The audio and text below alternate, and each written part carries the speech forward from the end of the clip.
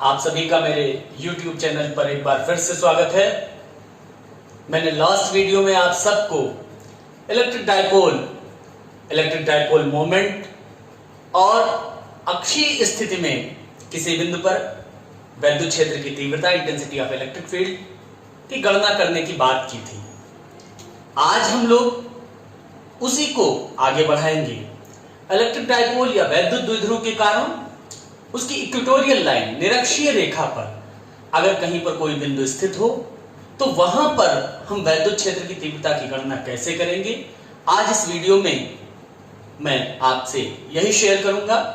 मैं आपसे रिक्वेस्ट करूंगा कि यूपी बोर्ड के एग्जामिनेशंस में ये बार बार लगातार वर्षों में पूछा जाता रहा हुआ प्रश्न है, इसलिए बहुत ध्यान से इस पूरे वीडियो को देखें और बाकी जो टॉपिक्स अगर आपके छूट गए हैं उनके लिए मेरे सारे वीडियोस को, मेरे चैनल को सब्सक्राइब करके देखें। तो आइए शुरू करते हैं आज के इस टॉपिक को कि वैद्युत द्विध्रुव के कारण निरक्षीय स्थिति में हम किसी बिंदु पर वैद्युत क्षेत्र की तीव्रता को कैसे ज्ञात करते हैं। तो वैद्युत द्विध्रुव की निरक्षीय स्थिति में तीव्रता ज्ञात करने के लिए मैं आपको यहां पर जो फिगर है उसको सबसे पहले बताता हूं कि आप देखेंगे कि यहां पर AB एक इलेक्ट्रिक डाइपोल है, एक वैद्युत द्विध्रुव है। इस इलेक्ट्रिक डाइपोल या वैद्युत द्विध्रुव में बिंदु A पर प्लस Q आवेश और बिंदु B पर माइनस Q आवेश रखे हुए हैं। इस द्विध्रुव का मध्य बिंदु O है। AB की पूरी लंबाई 2L है, तो मध्य बिंदु से A की दूरी L और मध्य बिंदु O से B की दूरी L है। अब इसकी जो लंबार्धक रेखा हम कहेंगे, जो इसकी इक्वेटोरियल लाइन है, इस इक्वेटोरियल लाइन जो कि O से होकर जाती है, इस पर O से R दूरी पर एक स्थित बिंदु P है। हमें इस वैद्युत द्विध्रुव AB के कारण बिंदु P पर वैद्युत क्षेत्र की तीव्रता ज्ञात करनी है। देखेंगे यहां पर अंतर पहली स्थित से है, पहली स्थित एंड ऑन पोजीशन थी और ये हमारी जो पोजीशन है ये इक्वेटोरियल लाइन पर हमने एक पॉइंट को सिलेक्ट किया है जो कि P है। तो इस वैद्युत द्विध्रुव के कारण हमें P बिंदु पर वैद्युत क्षेत्र की तीव्रता कैलकुलेट करनी है। तो आइए शुरू करते हैं। यहां भी काम हम वही शुरू करेंगे। सबसे पहले मैं प्लस Q चार्ज की वजह से P पर इंटेंसिटी ऑफ इलेक्ट्रिक फील्ड निकालूंगा, फिर माइनस Q चार्ज की वजह से निकालेंगे और फिर हम resultant intensity of the electric field प्राप्त करेंगे। हमने ये माना है कि ये डाइपोल के परावैद्युतांक के माध्यम में रखा हुआ है। तो सबसे पहले प्लस Q आवेश के कारण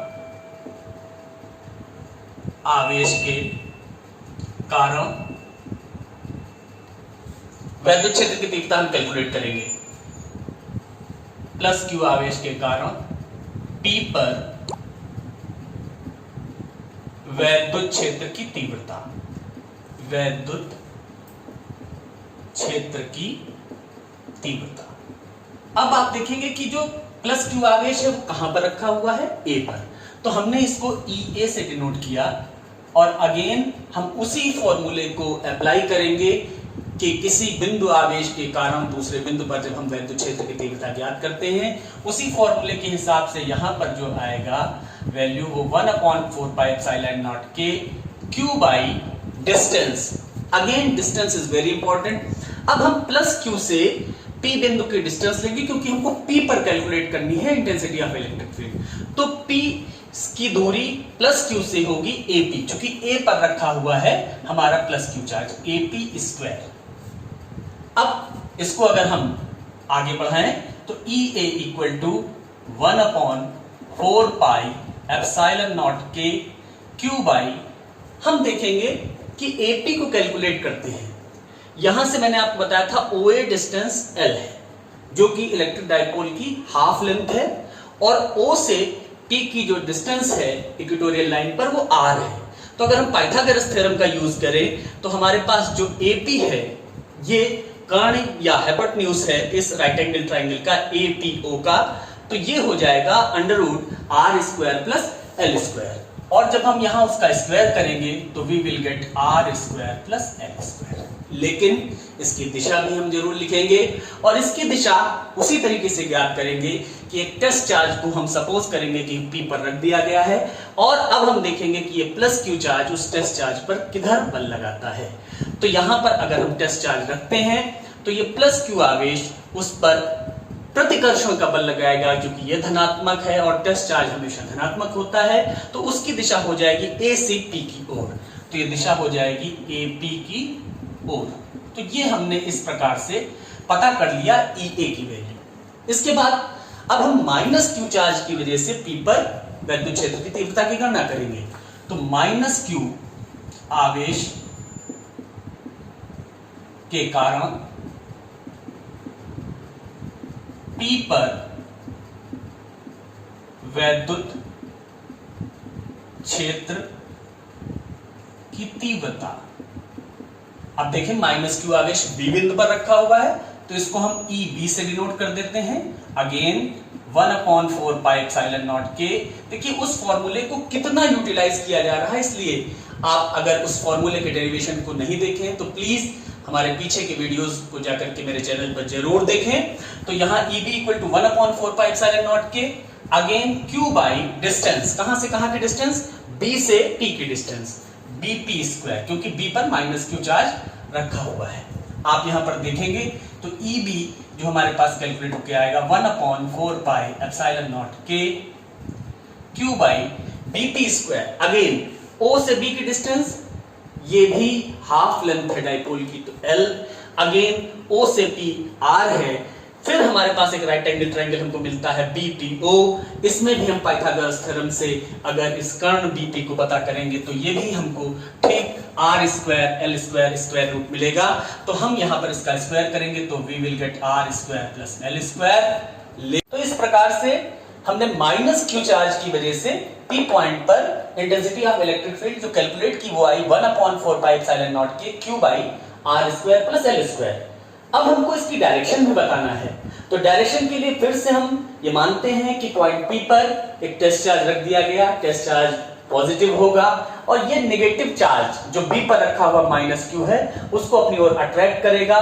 तो उसकी डायरेक्शन आप फिगर में देख सकते हैं, वो होगी P से B की ओर। इसका मतलब अब हमको दोनों चार्जेस प्लस क्यू और माइनस क्यू की वजह से P पॉइंट पर अलग अलग इंटेंसिटी ऑफ इलेक्ट्रिक फील्ड न केवल मान पता चल गया बल्कि दिशा भी पता चल गई, जिसको आप यहां पर थोड़ा सा एक बार फिर से हम फिगर में देखेंगे। जो प्लस क्यू चार्ज की वजह से intensity of electric field E है उसकी डायरेक्शन इधर है, जबकि माइनस क्यू चार्ज की वजह से जो पी पर intensity of electric field EB है उसकी डायरेक्शन इधर है। और यहां पर एक चीज आप और देख लें कि अगर हम ईए और ईबी को ध्यान से देखें तो ईए का जो मान है वही ईबी का मान है, अर्थात ईए और ईबी मान में एकदम समान है लेकिन दिशाओं में विपरीत हैं। वेक्टर क्वांटिटी है, सदिश राशि है। तो P पर परिणामी वैद्युत क्षेत्र की तीव्रता ज्ञात करने के लिए हमको इनका सदिश योग चाहिए होगा। इनको हम सदिश रूप में जब जोड़ेंगे तभी हमको पॉइंट P पर intensity of the electric field परिणामी प्राप्त हो पाएगी। अब हमने यहां पर इस एंगल को थीटा माना है, तो चूंकि ये मध्य बिंदु है और यहां से PB और AP दूरियां बराबर हैं तो ये भी थीटा एंगल होगा और ये एंगल भी हमारा थीटा एंगल है, क्योंकि ये अगर देखें तो ये पैरेलल लाइन होगी, इसको ये तिर्यक रेखा काटती है, तो ये और ये हमारे संगत कोण हो जाएंगे, तो यहाँ ये एंगल भी थीटा होगा। तो हम अब आपसे जो कहने जा रहे हैं कि P पर, ये बात बहुत ध्यान से सुनिएगा, यहाँ पर थोड़ा सा हम यूटिलाइज करेंगे जो साइंस की हमारी चीजें हमने फर्स्ट ईयर में कक्षा 11 में पढ़ी थी उनको यहाँ पर यूटिलाइज करेंगे कि P पर परिणामी वैद्युत क्षेत्र की तीव्रता जो हमारे पास EA और EB का सदिश योग होगा। तो अगर हम इसको इस तरीके से लिखें तो इसको हम कैसे पता करेंगे, उसके लिए हम क्या करेंगे कि P पॉइंट पर जो हमको दो डायरेक्शंस में इक्वल मैग्नीट्यूड में इंटेंसिटी ऑफ इलेक्ट्रिक फील्ड मिली है, that is EA and EB, उनको अलग अलग हम रिजॉल्व करेंगे पैरेलल टू AB और परपेंडिकुलर टू AB। AB के लंबवत और AB के समांतर दिशाओं में हम EA और EB को वियोजित करेंगे। तो जब हम समांतर और लंबवत दिशाओं में घटकों में वियोजित करेंगे तो क्या प्राप्त होता है उसको मैंने दूसरे चित्र में आपके सामने दिखाया है। ये P पॉइंट है, यहां पर जो ये डायरेक्शन है ये आपकी EA की डायरेक्शन है और ये जो इधर डायरेक्शन है वो EB की डायरेक्शन है, ये एंगल थीटा है। तो जब हम EA को वियोजित करते हैं इस AB दिशा में, AB के समांतर दिशा में, तो हमको EA का घटक मिलता है EA cos थीटा और AB के लंबवत दिशा में जो हमको घटक मिलता है वो EA sin थीटा। इसी प्रकार से जब हम EB को वियोजित करते हैं इस दिशा में AB के समांतर दिशा में, तो हमको घटक मिलता है EB cos थीटा और उसके लंबवत घटक प्राप्त होता है EB sin थीटा। अब यहां से आप देखें, हमारे पास हमने EA और EB को दो दो परस्पर लंबवत घटकों में बांट दिया, EA cos theta, EB cos theta, EA sin theta, EB sin theta. अब EA और EB मान में समान है, EA इक्वल टू EB, ये हमने यहां पर देख लिया है। तो EA और EB मान में समान है और हमारे पास यहां से हम देख सकते हैं कि EA sin थीटा और EB sin थीटा ये परस्पर दिशाओं में विपरीत है।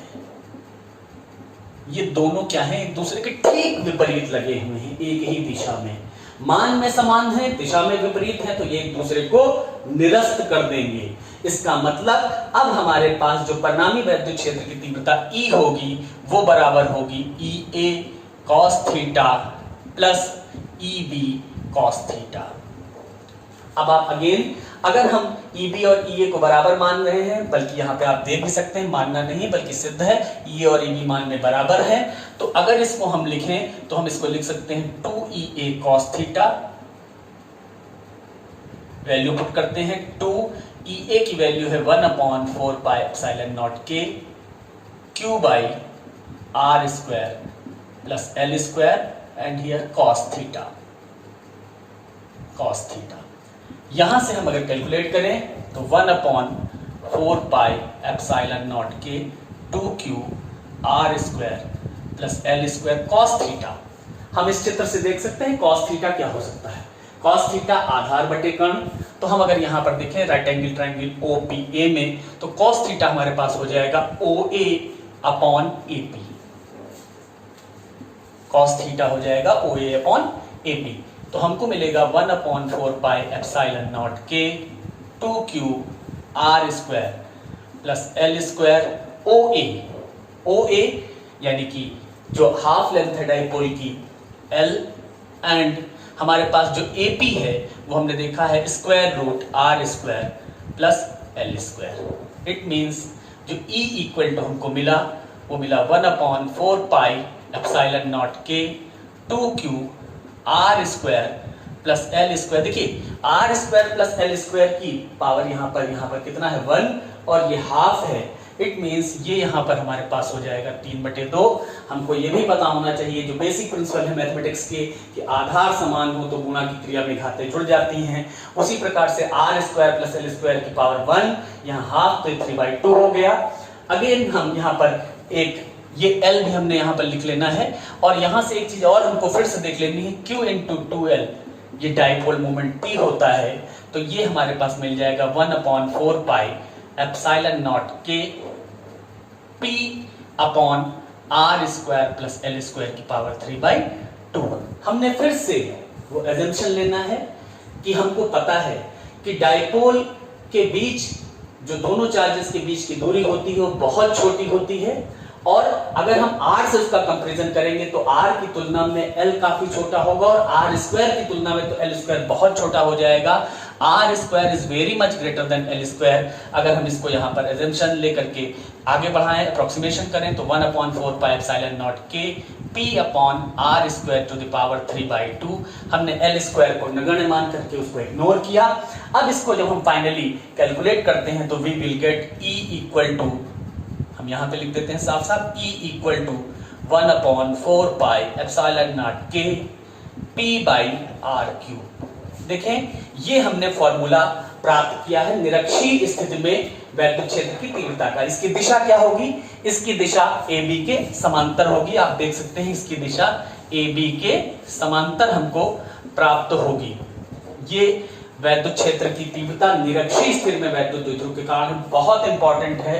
तो आप देख सकते हैं कि जब हमने अक्षीय स्थिति में इसके पहले वीडियो में कैलकुलेट किया था तो हमको मिला था E equal to 1/4 pi epsilon naught K 2P by R cube, और जब हमने निरक्षीय स्थिति में कैलकुलेट किया है तो हमको मिला है 1/4 pi epsilon naught K P by R cube. इसका मतलब हम ये कह सकते हैं कि अगर हम वैद्युत द्विध्रुव के कारण वैद्युत क्षेत्र की तीव्रता कैलकुलेट करते हैं तो वो इनवर्सली प्रोपोर्शनल होगी क्यूब के जो डिस्टेंस है, यानी कि R क्यूब के इनवर्सली प्रोपोर्शनल होगी। तो इस प्रकार से हमने अक्षीय और निरक्षीय स्थिति में वैद्युत द्विध्रुव के कारण क्षेत्र की तीव्रता कैलकुलेट की है। इस चैप्टर में एक और बहुत इंपॉर्टेंट टॉपिक मैं अभी आपसे शेयर करूंगा, तो इसको आप बहुत ध्यान से समझेंगे और इसके बाद अगले टॉपिक को भी बहुत ध्यान से देखते हैं। तो चलते हैं नेक्स्ट टॉपिक की ओर। तो आइए एक और टॉपिक हम कवर करते हैं। आप देख सकते हैं मैंने लिख रखा है एक समान बाह्य वैद्युत क्षेत्र में रखे हुए वैद्युत द्विध्रुव पर लगने वाला बलयुग्म का आघूर्ण। तो यहां पर मैं आपको बताने जा रहा हूं अब कि जब किसी यूनिफॉर्म इलेक्ट्रिक फील्ड में, एक्सटर्नल इलेक्ट्रिक फील्ड में किसी इलेक्ट्रिक डायपोल को रखा जाता है तो उसके ऊपर एक बलयुग्म का आघूर्ण लगता है। वो कितना होता है, उसको कैसे हम कैलकुलेट करते हैं, इसको हम जानते हैं। इसका डेरिवेशन हम आज यहां पर देखेंगे। तो आप यहां चित्र में सबसे पहले देखेंगे कि एक हमने यहां पर यूनिफॉर्म इलेक्ट्रिक फील्ड शो की है, पैरेलल लाइंस हैं, यहाँ पर लाइन ऑफ फोर्सेस हैं, जो E है intensity of the electric field, ये एक्सटर्नल इलेक्ट्रिक फील्ड है जिसमें हमारा एक डायपोल AB रखा हुआ है, इलेक्ट्रिक डायपोल AB रखा हुआ है। आप देख सकते हैं A पर प्लस Q चार्ज और B पर माइनस Q चार्ज है। हमारे पास इसका मिड पॉइंट O है और जो डायपोल की लंबाई है वो है 2L लंबाई का ये हमारे पास वैद्युत द्विध्रुव है जो एक समान वैद्युत क्षेत्र E में रखा हुआ है और ये क्षेत्र से थीटा कोण बनाता है। आप कहीं भी देख लेंगे ये कोण थीटा है, ये कोण थीटा है, इस थीटा कोण पर ये रखा हुआ है। तो आपको मैं ये बताना चाहूंगा कि जैसे ही हम किसी वैद्युत द्विध्रुव को किसी बाह्य वैद्युत क्षेत्र में रखते हैं तो उस पर एक बलयुग्म कार्य करता है। और ये बलयुग्म क्यों कार्य करता है? ये बलयुग्म चाहता है, ये बलयुग्म प्रयास करता है, प्रयत्न करता है कि वैद्युत द्विध्रुव घूमकर वैद्युत क्षेत्र की दिशा में संरेखित हो जाए।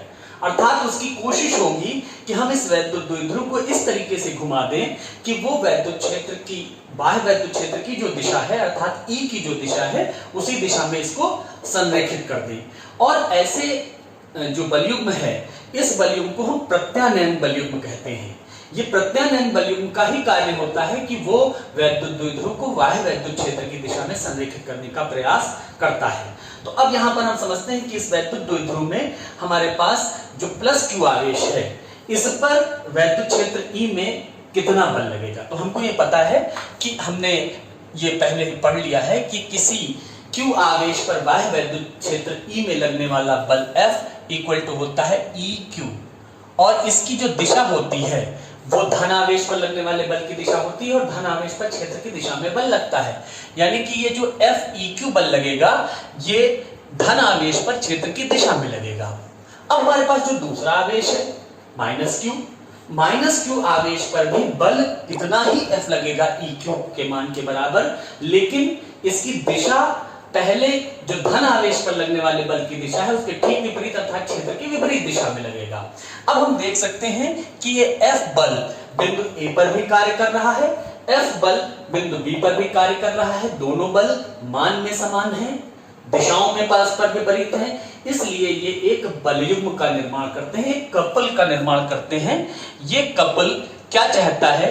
ये कपल चाहता है कि ये वैद्युत द्विध्रुव घूम करके वैद्युत क्षेत्र की दिशा में संरेखित हो जाए।